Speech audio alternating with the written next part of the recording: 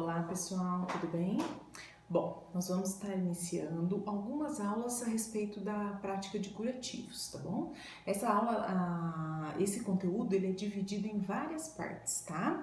Então, hoje nós iniciaremos com a parte de avaliação da ferida, evolução das feridas, né? O que nós temos que olhar, o que nós não temos. Depois nós teremos a aula da parte prática, né? De manejo das pinças, configuração do campo de curativo. Depois uma outra aula a respeito de produtos, né? O que utilizar, o que não utilizar, epitelizantes, desbridantes, qualquer um, qualquer outro, tá? Depois ainda sobre alguns tipos de feridas agudas, os drenos, como que eu manipulo, como que eu cuido. Depois as feridas crônicas, né? Como as úlceras, arterial, venosa, pé diabético, tá?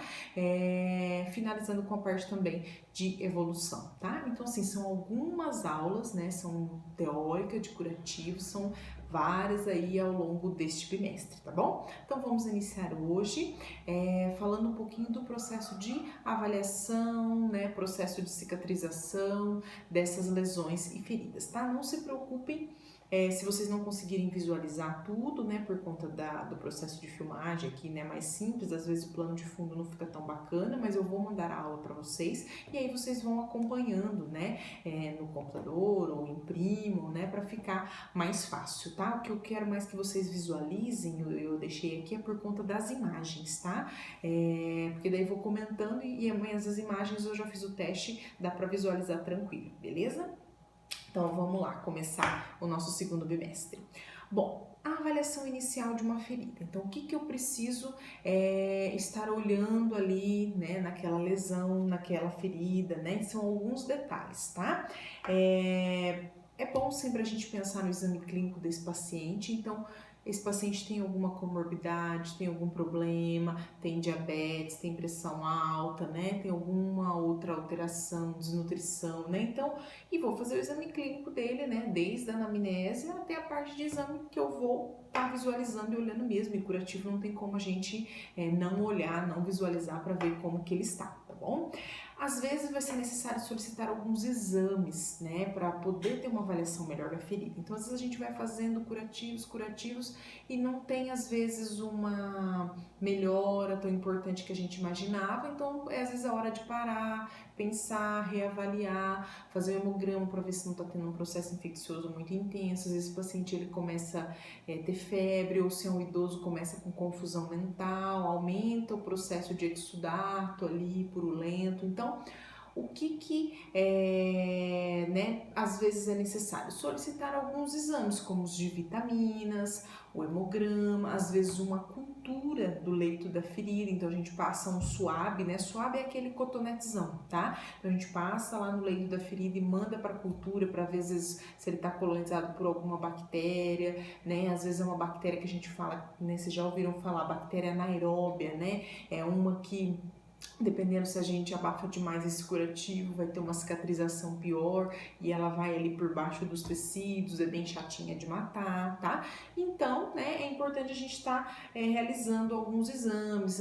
Quem não sabe se tem diabetes ou não, é importante fazer de glicemia, os de proteínas, porque a ferida, para ter uma cicatrização adequada, eu preciso de proteínas. Então, quem tem dificuldade, por exemplo, para ingerir carnes, vai às vezes ter uma dificuldade maior.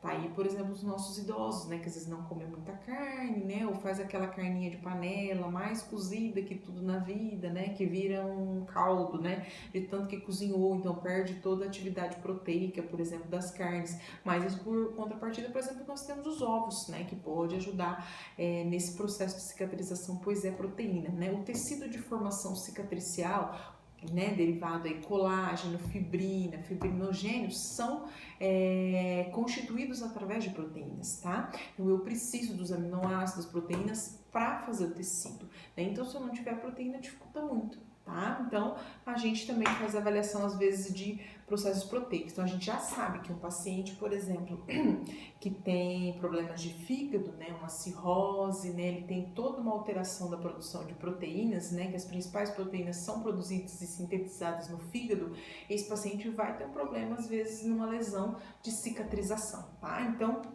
Por isso, né, que às vezes a gente pede ali alguns exames para ter uma ideia melhor o que está acontecendo com esse paciente, tá?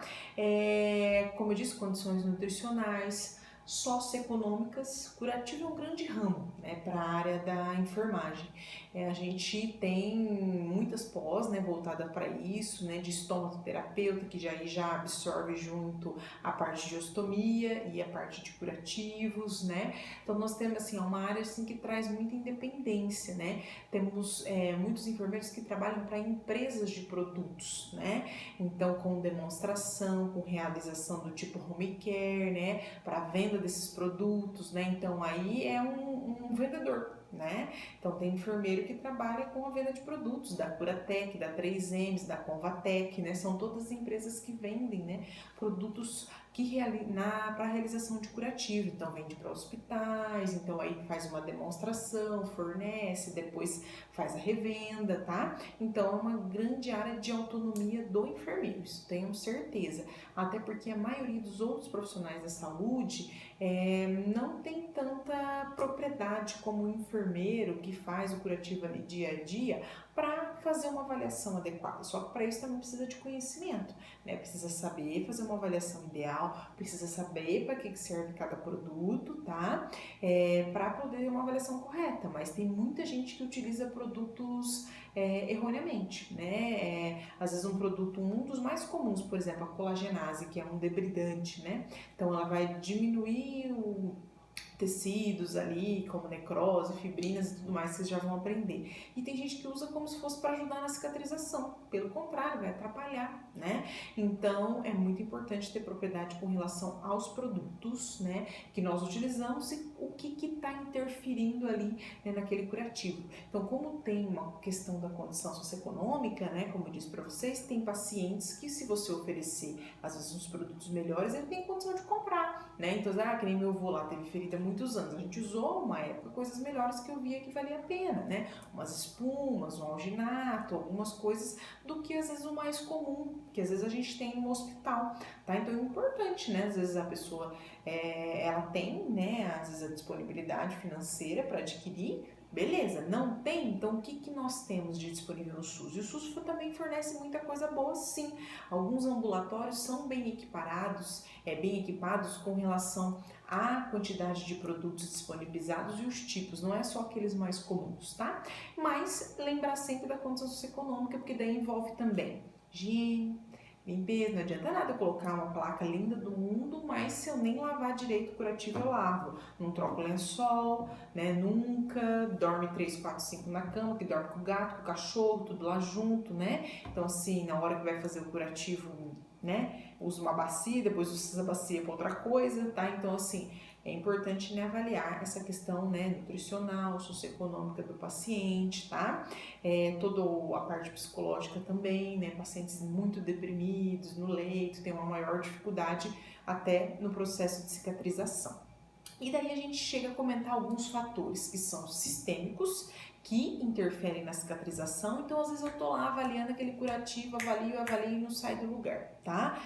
Vamos parar para pensar se tem algum fator sistêmico que está atrapalhando ou que pode me ajudar, e depois os fatores locais, tá? Então, que fator sistêmico que interfere no processo de cicatrização e regeneração das lesões, tá? Idade avançada, não tem jeito, né? Então, assim, pacientes mais idosos têm uma dificuldade maior no processo de cicatrização.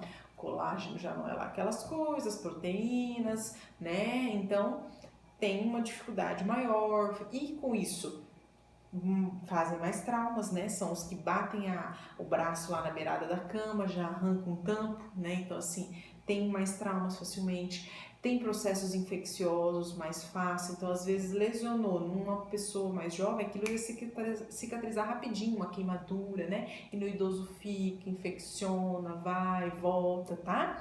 Eles têm uma, né, alteração do processo inflamatório, né? Então, como eles têm essa diminuição do processo inflamatório, daí isso dificulta um pouquinho o processo de cicatrização, porque a cicatrização ela tem um processo inflamatório, tem um processo cicatricial que já a gente comenta, né? Então, o idoso geralmente usa muito anti-inflamatório, né? Então, se eu também não tenho um processo inflamatório natural, né, pode me atrapalhar neste processo de cicatrização, tá? O estado nutricional, então o paciente desnutrido com certeza vai ter mais dificuldade, né, não tem nutrientes nem para ele, que dirá para ajudar no processo, né, da ferida, mas principalmente a falta de vitamina C, de vitamina K, das proteínas, então eu preciso pensar, né, numa nutrição melhor, principalmente nesses aspectos aí, tá? Doenças associadas, então o paciente tem insuficiência renal, então ele já tem uma dificuldade maior na questão das proteínas, anemia também, né, não tem sangue circulante, dificulta, câncer, né, que são as neoplasias, a diabetes, né, um sangue que tem maior dificuldade de oxigenação, né, então não tendo oxigênio também dificulta o meu processo de cicatrização, tá? Condições vasculares, isso é bem importante, principalmente para as lesões vasculares.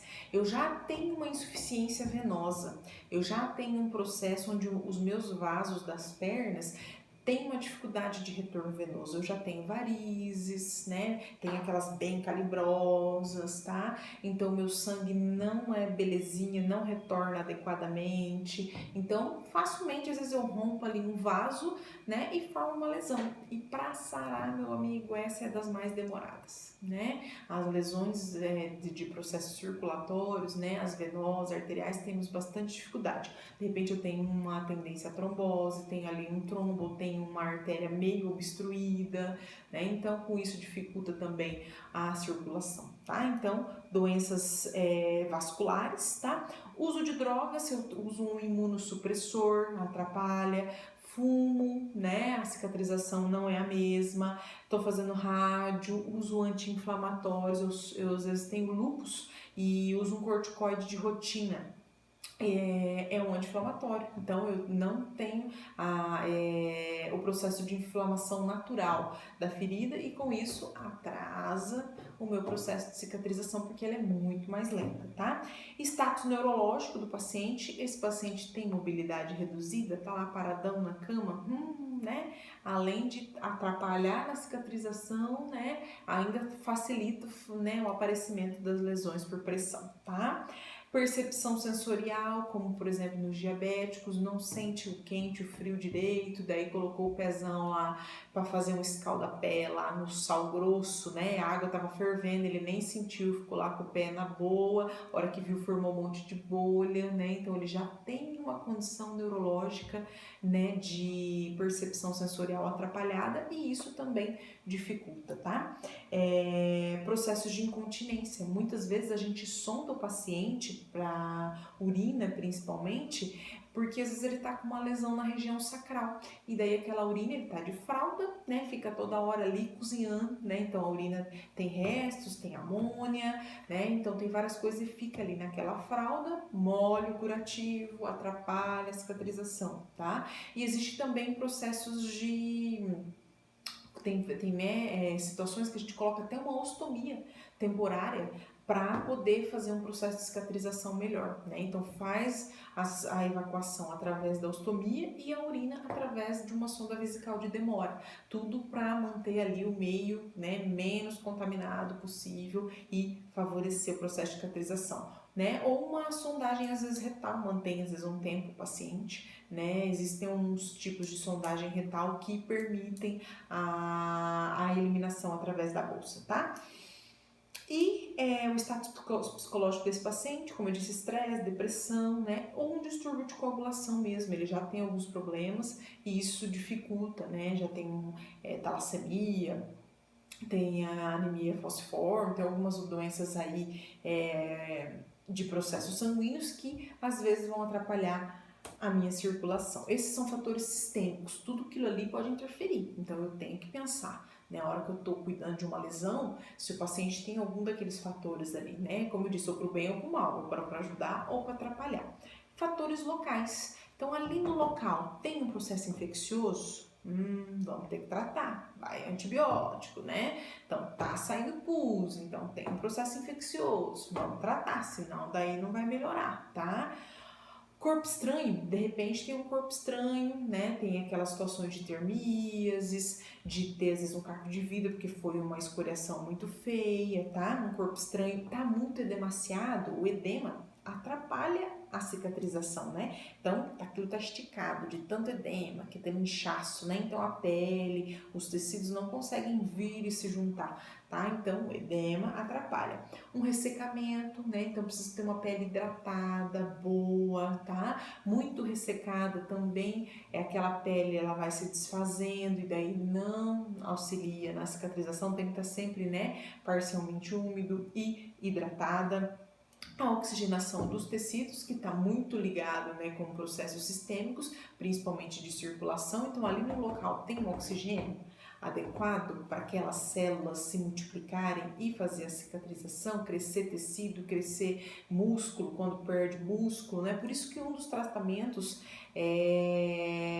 muito utilizados hoje é a oxigenoterapia hiperbárica, né? Então, o que é? Nada mais é que uma câmara de oxigênio onde você coloca oxigênio, né, direto na lesão em grande quantidade. Então você favorece a quantidade de oxigênio ali e com isso vou dar uma acelerada no processo de cicatrização. Em vez de eu estar só no oxigênio ali meio do ambiente, da gase normal, do oxigênio celular que está lá dentro da célula, eu forneço, né, por isso que é hiperbárica, né, uma pressão de oxigênio maior para favorecer, né, as trocas gasosas e com isso a célula trabalhar mais rápido. Tá? É um dos tratamentos que a gente já tem pelo SUS hoje, né, para vários pacientes aí, tá?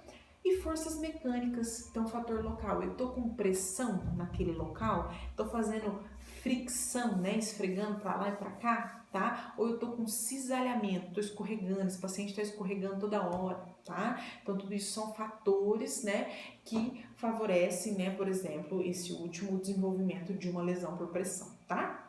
Então, fatores locais que podem interferir na lesão. Aí, isso aqui é o campeão. Tem as 11, né, perguntinhas aí, que vocês vão fazer aí os exercícios que eu vou estar pedindo ao longo das semanas, né? Tudo baseado no processo de avaliação da ferida. Vocês vão ficar craque de tanto avaliar os desenhos aí, avaliar a ferida e fazer os relatórios, tá? Para eu avaliar uma ferida, o que eu preciso olhar, né? Então, aqui tem as perguntinhas, né, para facilitar ali quando eu tô olhando aquela lesão, tá? Quanto tempo tem essa ferida, né? Cheguei lá na casa do paciente, há um dia, acabou de acontecer uma lesão aguda, foi uma cirurgia, colocou um dreno, não sei, é uma lesão não, já faz 5 anos que eu tô com ela aqui na perna, então quanto tempo tem essa lesão? Onde ela está localizada, né? Tá ali, já sei que é próximo da urina, das fezes, aonde que tá? Lá na perna, no braço? Qual que é o tamanho? Eu preciso medir para ver se com o tempo ela tá cicatrizando ou não, né? Então, qual o tamanho dessa ferida, tá? Como está a pele ao redor dessa ferida, tá? Então, ao redor da ferida, porque eu preciso de pele ao redor da ferida adequada para ajudar no processo de fechamento, tá? Principalmente a gente vai falar fechamento por segunda e terceira intenção, tá? Então, a ferida vem fechando devagar, tá? Então, eu preciso ver como que tá a pele ali, se tá adequado ou não.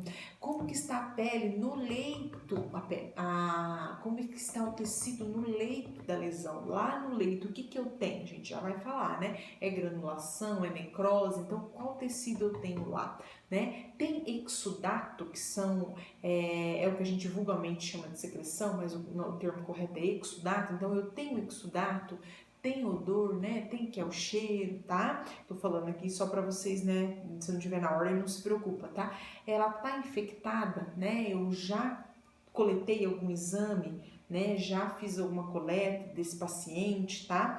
Em que fase da cicatrização que ela está, né? Vocês vão ver que tem 3 fases de cicatrização, tá? Então, qual fase de cicatrização? E o que eu vou utilizar nessa ferida, né? Que produto, qual que vai ser a cobertura dessa ferida, né? Que produto que eu vou pôr? Vou pôr uma gase em cima, vou pôr uma atadura, tá?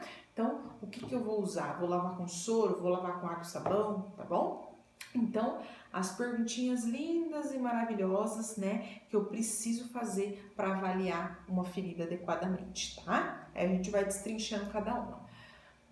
Localização tem, então, onde está, né? Então, processo anatômico mesmo, qual a área cometida ali da parte de anatomia, né? Onde está braço, antebraço, lembra dos termos bonitos, né? Região tibial, antebraço direito, né? Então, sempre o sacrococcígeo, né? Então, sempre utilizar ali os termos adequados, tá? Se for um dreno, lembra? Hipocôndrio, né? Região mesogástrica, de repente é uma ferida cirúrgica, tá bom? Qual o tamanho? Então, a gente precisa mensurar essas lesões, né? Então, qual o tamanho? Então, a gente faz uma avaliação que a gente chama bidimensional ou tridimensional, tá? Vou mostrar a imagenzinha, fica mais fácil. Para a gente avaliar isso, por exemplo, avaliei hoje, aí eu vou reavaliar a semana que vem, para ver como é que tá, se está adequado, se o produto está sendo bom.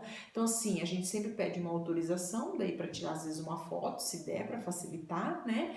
Para a gente ir podendo comparar, tá bom? Essa lesão. E a gente faz desenhos, medidas para ficar mais fácil. Então, aqui, ó, uma medida com a régua mesmo, né? Então, nos dois diâmetros, daqui e aqui, né? Aqui tem o quê? Uns 5 centímetros e de assim 10 centímetros. Então, a gente coloca, né? Em seu maior eixo possui 20 centímetros, né?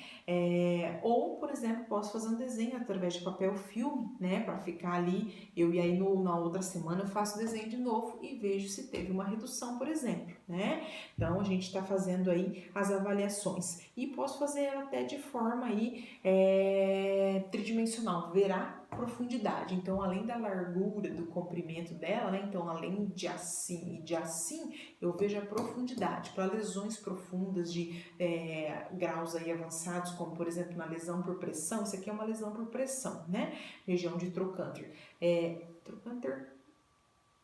Trocânter, na região de trocânter, tá? Elas geralmente podem ir muito profundas no estágio 4 dessa lesão, né? Então, às vezes, pra gente ver, o que a gente faz? Às vezes introduz mesmo, né? Uma seringa e vê até onde foi. Por exemplo, uma seringa de 5 ml, foi inteira. Semana que vem só foi até aqui, né? Então, deu lá de 5 ml, né?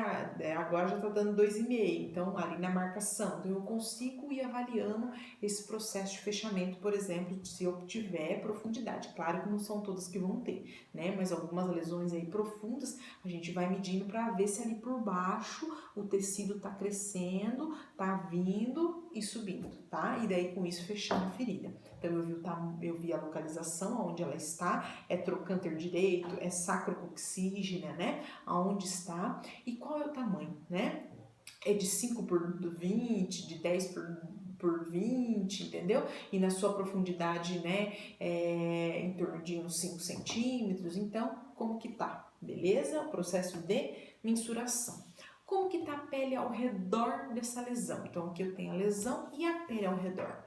Tá belezinha? Não tá? Então, como que tá esse tecido, né? Qual é a cor? Ele tá íntegro? Não tá, né?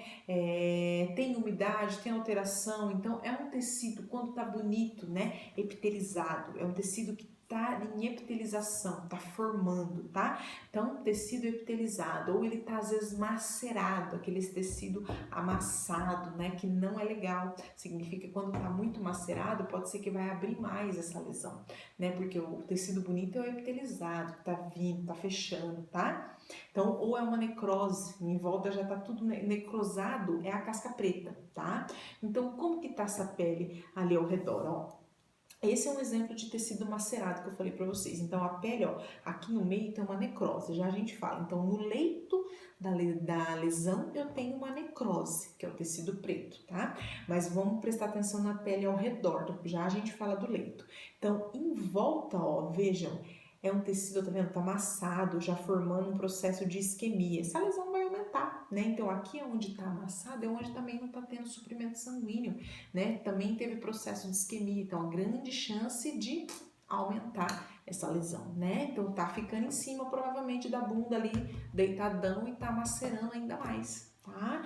Então, como que tá esse aqui em volta, né? Como que tá esse daqui, ó? Tem uma hiperemia, tá vermelho tudo em volta. No meio, ó, necrose pura, tá? Mas em volta, ó, não tá um tecido lindo, maravilhoso. Tá vermelho, tá edemaciado, então tem hiperemia, tem edema, tá? Então, como está a pele ao redor desta lesão? E no leito da ferida? Isso é super importante. Preciso hashtag presta muita atenção agora, tá? Precisa saber o que tem no leito, né? Ao redor é importante, o tamanho é importante, né? Mas o leito caracteriza muito o que nós vamos utilizar e como que está essa lesão, tá? Então, o que tem nesse leito? Eu tenho um tecido de granulação, né? Ou epitelização, que é a mesma coisa, um tecido de granulação, já vou mostrar, é o tecido bom, tecido viável, né? A gente usa esse termo, tecido viável, tecido bom, é o tecido que é bonito, que está cicatrizando lindamente, tá? Existe uma outra que chama granulação hipertrófica, tá? O que é isso? É uma granulação, só que ela é hiper, então ela é demais. Então começa a formar até uns granuloma, né?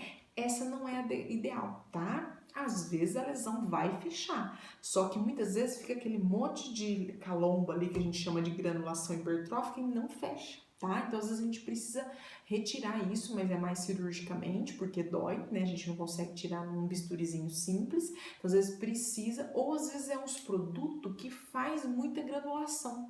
Então às vezes eu tenho que parar de usar o produto, entende? Por exemplo, usar o alginato, né? Que já depois vão ver, tá? Mas só para caracterizar aqui para vocês, para fechar. Existe um produto chamado alginato de cálcio e sódio, né? Safigel, Solucite, né? Tem vários nomes. Ele é excelente, ajuda na granulação, né? Só que quando você usa ele demais, ele faz isso, né? Granula demais. A pessoa já tem uma granulação natural e você usa, então ele forma essa granulação hipertrófica. Daí eu paro de usar, pronto, vai voltando ali, vai ficando retinho, vai ficando normal, tá? Então a granulação hipertrófica não é um tecido viável, tá? Temos aí a fibrina, já vou mostrar a imagem de todos, né? A fibrina faz parte ali do processo de cicatrização, né? Dos tecidos, né? Mas quando ela se torna demais, né? Que é um tecido já puxado pro amarelado, a gente chama ela de esfacelo, né? A fibrina é branquinha, belezinha, faz parte da cicatrização. Mas quando ela começa a formar demais também, a gente pode ter um outro que a gente chama de esfacelo, amarelado, que não é viável, tá? Tecido necrótico, que é o preto, é a necrose, que o pessoal chamava vulgarmente de escara. A gente não chama mais, não é tão legal. Então, o que tem na lesão? Ah, é uma escara. É o que? É uma lesão por pressão que tem no leito da ferida uma necrose, certo? Ponto. Então, escara era um termo antigo que a gente usava para lesão por pressão. A gente não usa mais, tá? Então, nós temos, quando tem o tecido preto, né, que é a cascona, tá? A gente tem uma necrose, que também não é viável, preciso remover, tá? Quando a necrose está começando a degradar, né, desmanchar, né, e ficar molenga, porque às vezes a gente coloca uns produtos como a papaina, 10%, então ela começa a amolecer a cascona e ficar meio esverdeada, começa a ficar meio babenta, né? Então isso é uma necrose de liquefação, tá? Essa necrose de liquefação também não é viável, né? Ela é um tecido que a gente vai tirando e vai limpando, tá? O esfacelo que eu já falei, e às vezes tem um corpo estranho, tá? Então vamos lá. O que eu tenho no leito da ferida, tá?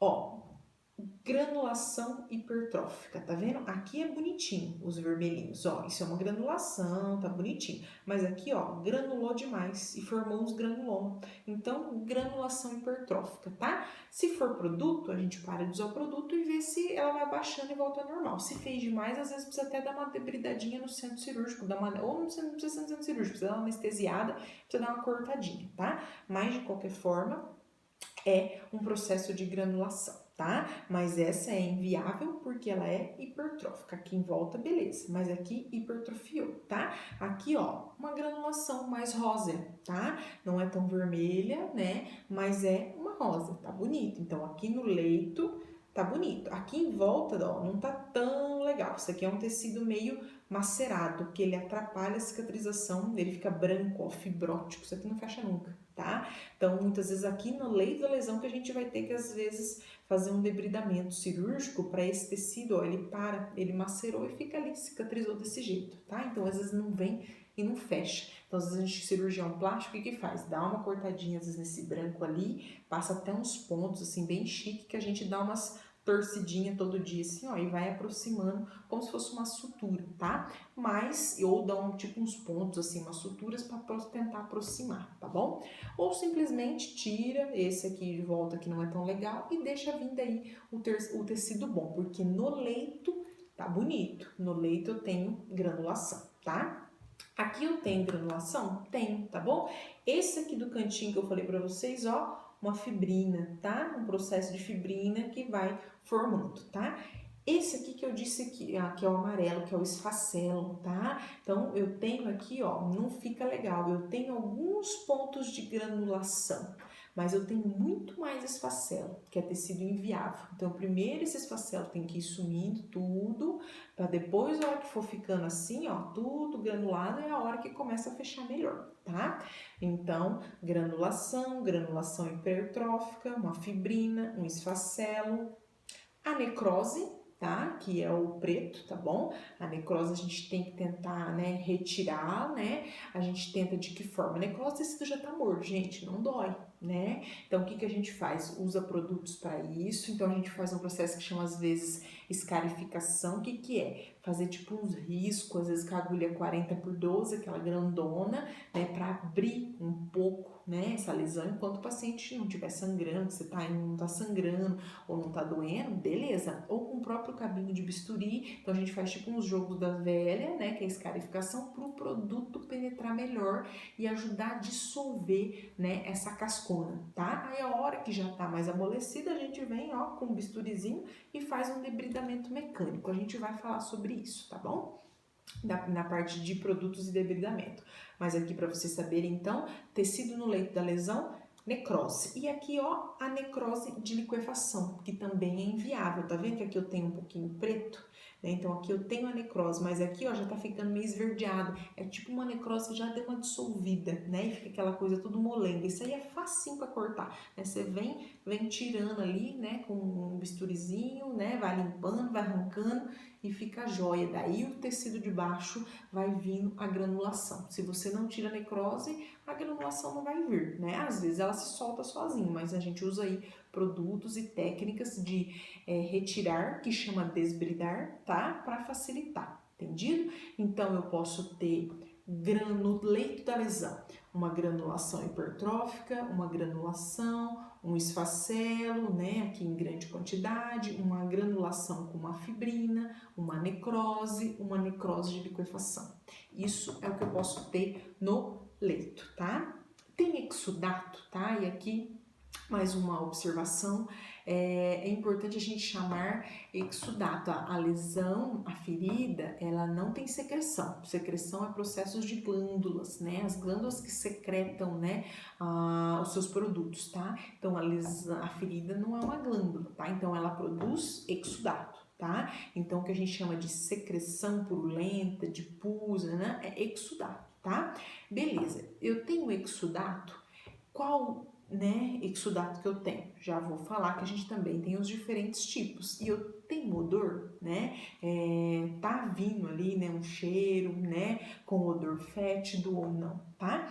Então, esse exudato, primeira coisa, qual o volume? Pequena, média ou grande quantidade? Isso vocês vão aprendendo com o tempo, né? Se é pouco, se é médio, se é grande, que é negócio que não para de sair, tá?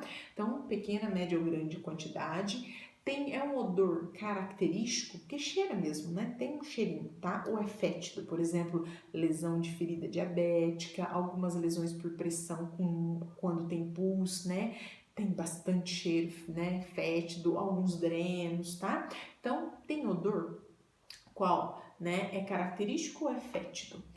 Características, aí eu vou mostrar ali na imagem. Então, como é esse exudato? Ele é sanguinolento?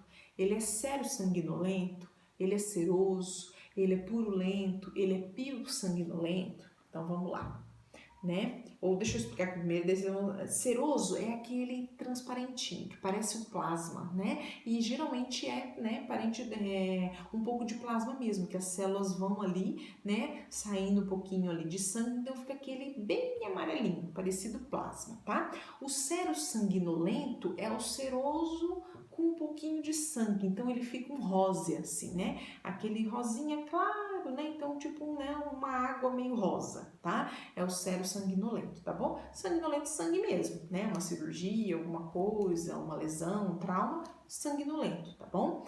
Purulento é o pus, né? Então tá infectado, tem o pus lá que a gente conhece. E pio sanguinolento é pus com sangue, tá? Que fica então um pus meio rosa, né? Então a gente às vezes aperta assim e sai aquele pus, né? Com um mais puxado pro rosa, porque daí é sangue misturado com pus, tá? Essa é a definição. Esse aqui, ó, olha na gase aqui em cima, tá? Tá vendo? Ó, um amarelinho, bem tranquilinho, né? Seroso. Então, o exudato seroso, tá? Uma lesão bonita, ó, tecido de granulação, não tá infectada, não tá nada. Geralmente sai esse meio seroso, tá? Esse aqui é o sérum sanguinolento, tá vendo? Olha aí na imagem de vocês. É o amarelinho com um pouquinho de sangue, ó, porque tem uns locais que, né, aqui da granulação que às vezes sai um pouco de sangue, então fica esse meio róseo, tá? Então, sérum sanguinolento. O sanguinolento, sangue mesmo, tá? Esse daqui, então, para vocês verem, provavelmente, né, traz aí um pio sanguinolento, né? Porque, ó, eu tenho pontos de necrose que tá infectado, deve estar saindo pus, tá? E daí com a quantidade, né, ali de sangue misturada. E o pus é o pus mesmo aí que vocês também conhecem aí de outros carnavais, tá bom? Então, tem exudato? Pequena, média, grande quantidade? Tem odor? Característico ou fétido? Qual o exudato? Seroso? Sérum sanguinolento? Sanguinolento? Purulento? Pio sanguinolento, tá? Então, qual desses exudatos que eu tenho, tá bom? Eu tenho que falar a forma correta, tá bom? Jóia. E aí, né, então esse aí, enquanto eu tô avaliando a ferida, tudo que eu falei, super importante, tá? E daí, pra gente caracterizar melhor, para podermos ver, é os tipos de reparação, tá? O que nós precisamos saber? Existe uma diferença entre regeneração e cicatrização, tá? Regeneração, eu recupero todos os meus tecidos que eu perdi, né? Então, eu fiz lá um cortinho, pronto, aí começa todo o processo ali, vou indo, regenerei. Então, onde eu cortei, ficou igualzinho, não ficou nem a cicatriz, né? Então, houve uma regeneração do tecido, né? Era pouco, né? O tecido deu conta, foi, né, em pequena quantidade, refiz totalmente. Então, regenerei. Já a cicatrização, né, quando a gente fala em processo cicatricial, teve uma perda, né, de alguns tecidos aí, né, originais, e daí eu substituo por alguns tecidos cicatriciais, né? Então, por isso que às vezes forma, né, a cicatriz, o queloide, né? Porque era grande a cicatrização, não dei conta, né? Eu cortei músculo, cortei pele, né? Então, como às vezes tive um corte ou algo mais profundo, então eu tampo, eu fecho, tá? Mas é um tecido cicatricial, porque ele não tem todas as características do original. Por isso que às vezes ele não estica igual, né? Fica de uma cor diferente, tá bom? Então, regeneração, recupero tudo, né? Tem a recuperação total do tecido. E a cicatrização, né? Apenas, né, o tecido de revestimento ali para fechar. E aquilo que eu falei em uma das perguntas, né? Qual a fase do processo de cicatrização? Né? Então, como que está acontecendo? Ele tem algumas fases. A primeira fase é inflamatória, né? Então, é um processo inflamatório. Tem o sangramento intenso, vai às vezes edemaciar um pouco, né?